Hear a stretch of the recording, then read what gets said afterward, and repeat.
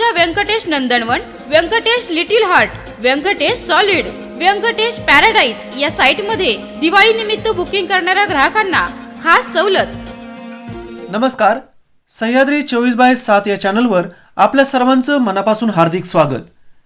बागेश्वर बाबांवर गुन्हा दाखल करून कारवाई करावी असं निवेदन नुकतंच देण्यात आलं।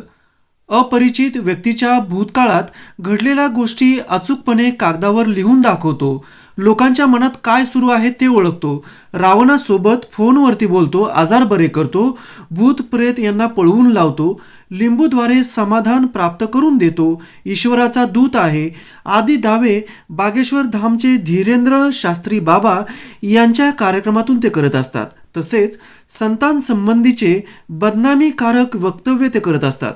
संविधान मूल्यविरोधी, अशास्त्रीय, अवैज्ञानिक आणि अंधश्रद्धेला खतपाणी घालणारे दावे आणि भाष्य करणाऱ्या बागेश्वर बाबांच्यावर गुन्हा दाखल करून कारवाई करावी अशी मागणी महाराष्ट्र अनिसच्या पुणे जिल्हा कार्यकारिणीने केली आहे। पुण्यात येत्या सोमवारी ते बुधवारी या 3 दिवस बागेश्वर बाबांचा सत्संग दरबार कार्यक्रम होत आहे। त्यानिमित्त महाराष्ट्र अनिस पुणे जिल्हा कार्यकारिणीने ही मागणी केली आहे अशी माहिती पत्रकार परिषदेत संघटनेचे पूर्ण वेळ कार्यकर्ते विशाल विमल यांनी दिली आहे। या संबंधीचे निवेदन सहाय्यक पोलीस आयुक्त विठ्ठल दबडे यांच्या मार्फत पुणे पोलीस आयुक्त यांना दिले गेले। या संदर्भात अधिक माहिती महाराष्ट्र अनिसचे कार्यकर्ते विशाल विमल यांच्याकडून आपण जाणून घेऊयात। आपण पाहत आहात सह्याद्री 24/7। आमचं चॅनल सबस्क्राईब करायला विसरू नका। धन्यवाद। नमस्कार, मी विशाल विमल, महाराष्ट्र अंधश्रद्धा निर्मूलन समितीचा पूर्णवेळ कार्यकर्ता बोलतो आहे।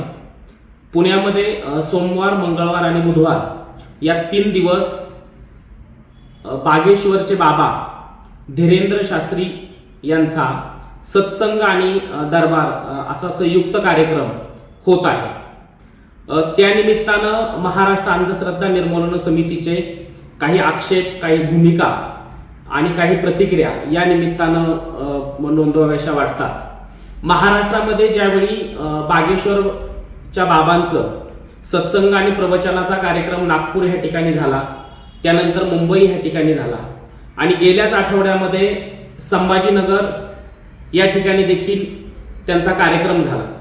या 3ही वेळी महाराष्ट्र अंधश्रद्धा निर्मूलन समितीने या बागेश्वरच्या बाबांसंबंधी कठोर अशी भूमिका व्यक्त केलेली आहे आणि संघटनेची ही भूमिका आहे की हे जे बागेश्वरचे बाबा आहेत हे असंविधानिक, अशास्त्रीय, घटनात्मक तरतुदींचं उल्लंघन करणारे अनेक प्रकारचे दावे करतात, अंधश्रद्धेला खतपाणी घालण्याचे भाष्य करतात, वक्तव्य करतात।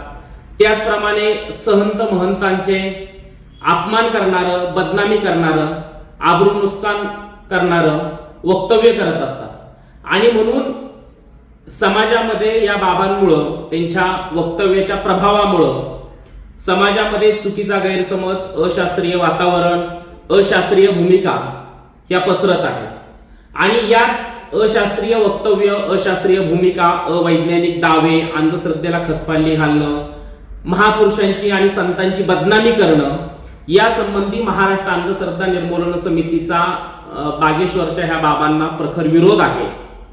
खरं तर महाराष्ट्र अंधश्रद्धा निर्मूलन समिती ही देव, धर्म, श्रद्धा याच्या विरोधात नाही, परंतु देव, धर्म, श्रद्धेचा आधार घेऊन जे बुवा बाबा लोकांची फसवणूक करतात, लोकांच्या भावनेचा गैरफायदा घेतात, लोकांची दिशाभूल करतात, लोकांचं शोषण करतात, त्या ठिकाणी अंधश्रद्धा निर्मूलन समिती ही भूमिका घेऊन मैदानात उभी राहते आणि अनिसनी देवधर्माच्या आणि श्रद्धेच्या आधारे फसवणूक करणाऱ्या बुवा बाबांच्या विरोधामध्ये भूमिका घेणं ही संविधानिक दृष्ट्या अत्यंत संगत अशी गोष्ट आहे आणि त्याच आधारे आम्ही बागेश्वरच्या बाबांना देखील आव्हान देत आहोत की तुम्ही जे चमत्काराचे दावे करत आहात ते दावे आपण सिद्ध करून दाखवावेत आणि तेही महाराष्ट्रामध्ये सोयीच्या ठिकाणी, नियंत्रित परिस्थितीमध्ये, तज्ज्ञ कमिटीच्या उपस्थितीमध्ये,